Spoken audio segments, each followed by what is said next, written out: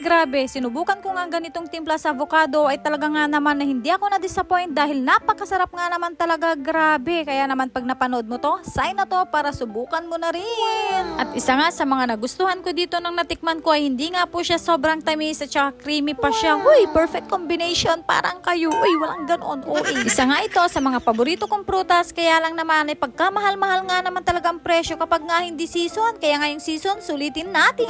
Pero syempre, agyaman sa nagbigay ng libreng avocado ay binigyan nga ako para daw may pang-vlog ako. Uy, grabe, napaka-supportive po ninyo. Natouch ako tsaka naiiyak na sa true lang. Nakasanayan nga namin, lalo nung kabataan namin, na kapag nga nahinog ang avocado ay talagang asukal lang ang nilalagay namin. Kung hindi brown sugar ay yung white sugar, ganyan. Syempre, hindi na namin nilalagay ng gatas. Walang budget, walang pambili, ganon. Pero syempre, nakakatuwa nga lang at tignan mo naman, may pa-evap na, may pa-ice na, meron pang pa-powdered milk. O diba, grabing asenso na yan sa buhay, pati pagkain nag-glow up. Sa true lang ay hindi lang talaga kami ang may paborito ng avocado, pati rin yung inang ko. Kaya naman, ayan, buti na lang approve. Kaya ano pang hinihintay nyo mga kaprobinsya, subukan nyo na rin to at check na hindi kayo madidisappoint sa lasa dahil napaka-creamy, napakasarap at hindi masyadong matamis. Saktong-sakto to sa mga nagda-diet gaya ko. Charing. So ayan lang po for today's video mga kaprobinsya. Agyaman sa palaging panonood ng aking mga video. Mag-iingat po tayong lahat and huwag kalimutan, please like, share, and follow. Babush!